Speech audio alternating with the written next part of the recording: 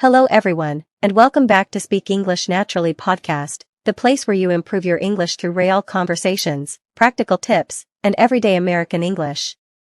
I'm Anna, and I'm so happy you're spending a few minutes with us today. Before we begin, let me ask you something. Have you ever dreamed of packing a suitcase, getting on a plane, and visiting a place you've never seen before? Maybe you've imagined walking through the streets of New York, relaxing on a beach in Hawaii, exploring the mountains of Colorado, or enjoying a quiet cafe somewhere in Europe. Traveling is something that almost everyone dreams about. But here's the interesting part. Travel isn't only about taking beautiful pictures or checking places off your bucket list. It's about meeting people, trying new things, learning different cultures, and sometimes, learning more about yourself. And that's exactly what we're talking about today. Today's topic is talking about traveling. Joining me, as always, is my good friend David. Hi David. Welcome back. Hi Anna. Thanks for having me again. I'm really excited about today's topic because traveling has always been one of my favorite hobbies. Honestly, I think every trip teaches us something new. I completely agree. Some people travel to relax. Others travel for adventure. And some people travel simply because they love discovering new places. What about you? Why do you enjoy traveling so much? That's a great question. For me, traveling is like opening a new chapter in a book. Every city has its own story. Every country has its own culture. And every person you meet has a different way of looking at life. When I travel, I don't just visit famous tourist attractions. I like to walk around local neighborhoods. I enjoy talking to local people. Sometimes I'll spend an hour sitting in a small coffee shop just watching everyday life. Those simple moments often become my favorite memories. I love that. Sometimes the best part of a trip isn't the famous landmark. It's the unexpected moments. Maybe it's having a conversation with a stranger. Or getting lost and accidentally finding a beautiful street that isn't even in the travel guide. Exactly. In fact, one of my favorite travel memories happened because I got lost. Really? Now you have to tell us that story. All right. A few years ago, I was visiting Boston for the first time. I wanted to see one of the historical neighborhoods. I thought I knew where I was going. But after about 20 minutes, I realized I was completely lost. At first, I started to panic a little. My phone battery was almost dead. I didn't know the area very well. So I walked into a small bakery and asked an older gentleman for directions. Instead of simply pointing the way, he smiled and said, "I'm heading that way. Come with me." So we walked together for almost 15 minutes. During our walk, we talked about food, sports, family, and travel. By the time we reached my destination, I realized that conversation had become my favorite part of the entire day. That's such a great story. It reminds us that traveling isn't just about places. It's also about people. Sometimes a 5-minute conversation creates a memory that lasts for years. Absolutely. And experiences like that also helped me become more confident when speaking English. When you travel, you don't have much time to think. You simply communicate. Even if your English isn't perfect. That's actually a really important point for our listeners. Many English learners ask, when will I finally become fluent? But maybe the answer isn't studying another grammar book. Maybe it's using English in real situations. I couldn't agree more. Travel gives you a real reason to communicate. You order food. You ask for directions. You check into a hotel. You buy train tickets. You meet new people. Every conversation becomes practice. And the best part is, most people don't expect perfect English. They just appreciate your effort. I think that's something many learners forget. They're often afraid of making mistakes. But when you're traveling, communication is much more important than perfection. Exactly. I've made plenty of mistakes while traveling. I've pronounced words incorrectly. I've misunderstood directions. I've even ordered the wrong food once. But those mistakes usually turned into funny stories. They never ruined my trip. In fact, they made it more memorable. Now I'm curious. What did you accidentally order? Well, I wanted to order grilled chicken. But somehow, I ended up ordering an extremely spicy seafood dish. I don't even like spicy food. The waiter brought the plate. I looked at it. And I thought, well, I guess this is my dinner now. Did you eat it? I tried. I drank about 3 glasses of water. But honestly, it was one of the hottest meals I've ever eaten. Now every time I think about that trip, that's the first memory that comes to mind. That's hilarious. And I think it's a perfect example of why people remember experiences more than perfect plans. Sometimes the funniest moments happen when things don't go as expected. Exactly. Travel teaches us to stay flexible, to laugh at our mistakes, and to enjoy the journey. Even when everything doesn't go according to plan. I couldn't have said it better. And after the break, we're going to talk about the best places we've ever visited, the biggest travel mistakes people make, and some useful English expressions you can use the next time you travel. So don't go anywhere. We'll be right back. Welcome back, everyone. If you're just joining us, today's episode is all about traveling and how it helps us improve not only our lives but also our English. Before the break, David shared a funny story about ordering the wrong food while traveling. Now, let's continue our conversation. David, you've visited quite a few places over the years.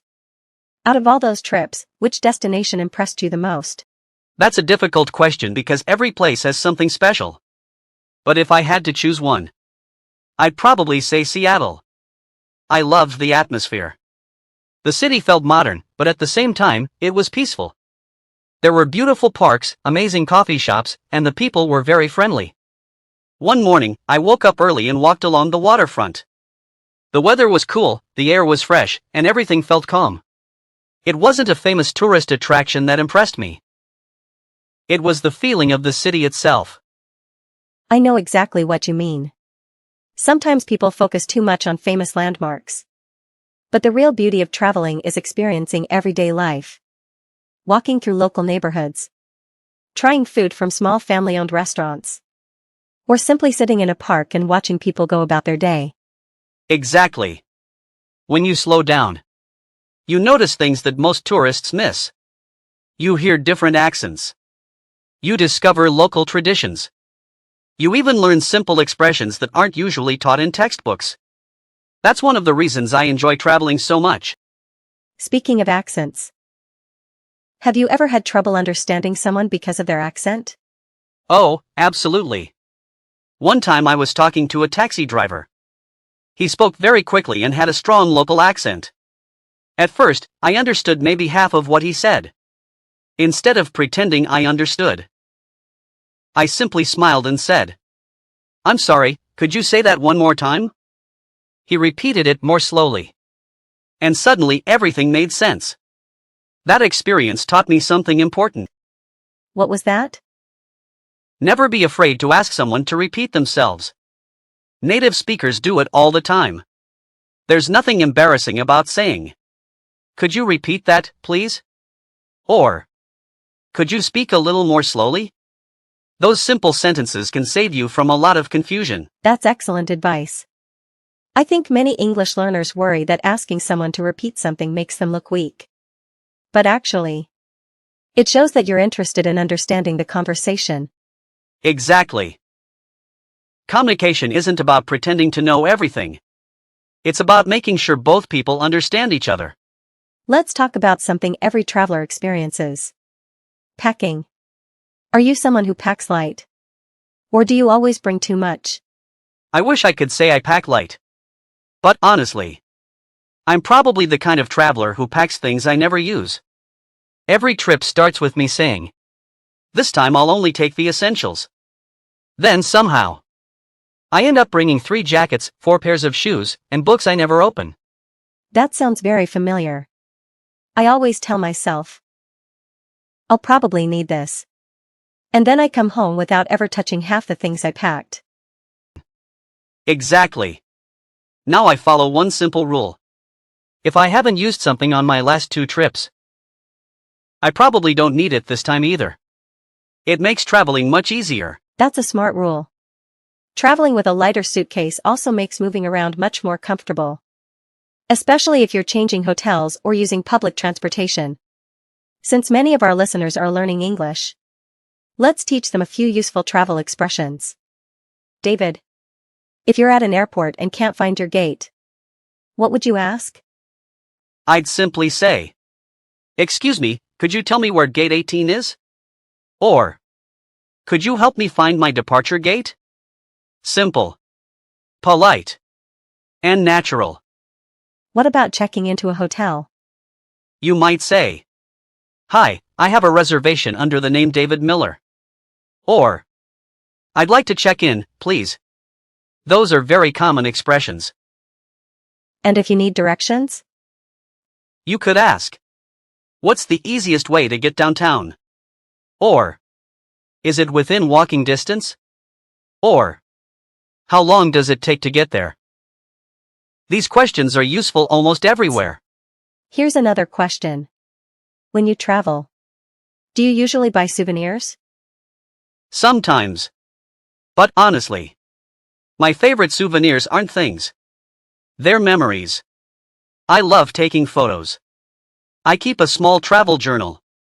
Every night during a trip, I write a few sentences about what happened that day. When I read those notes years later, it feels like I'm traveling all over again. I love that idea. Photos show you what a place looked like. But writing down your thoughts helps you remember how you felt. Exactly. And for English learners, keeping a travel journal in English is fantastic practice. You don't need perfect grammar. Just write about your day. Even 5 sentences are enough. Little by little, your writing becomes more natural. That's an excellent tip. You're practicing English while also creating memories you'll always have. Exactly.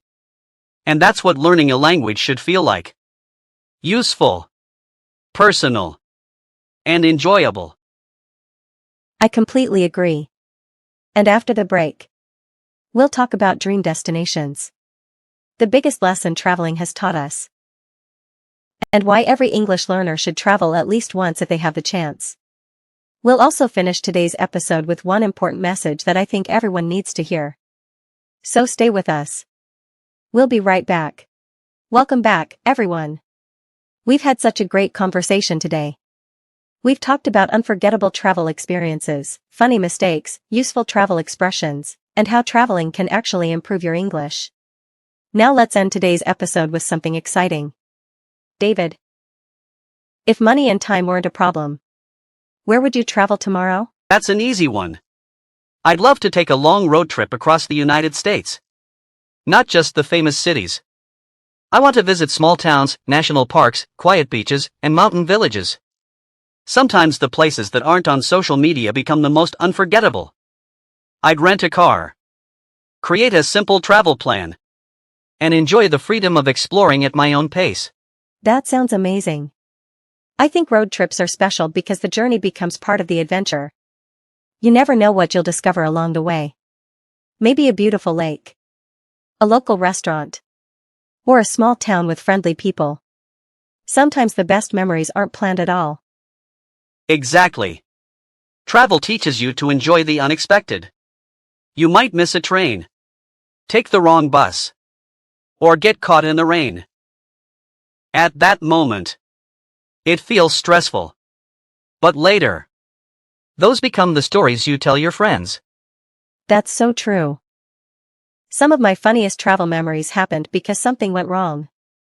I remember once arriving at the airport almost 3 hours early.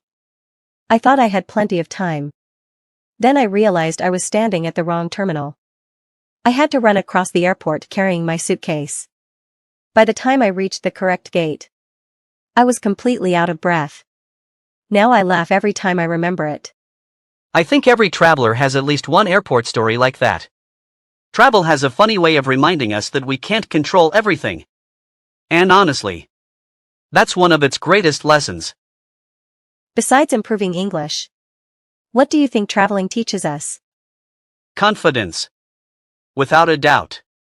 When you travel, you solve small problems every day. You ask for directions. You order food. You check into hotels. You meet people you've never seen before. At first, those things can feel uncomfortable. But after a few days, you realize, I can do this. That confidence stays with you, even after the trip is over. I completely agree. Every successful conversation makes you a little braver. And that's exactly how language learning works too. Absolutely. People often think confidence comes first. But actually, confidence grows through experience. The more you speak, the more comfortable you become. Let's connect this back to English learning. Many of our listeners dream about traveling someday. How can they prepare now? The best preparation starts today. Watch travel videos in English. Listen to travel podcasts. Learn useful travel phrases. Practice simple conversations like, where is the nearest train station? Could I have the menu, please? How much is the ticket? Can you recommend a good restaurant? The more you practice these everyday situations, the more natural they'll feel when you actually travel. That's excellent advice.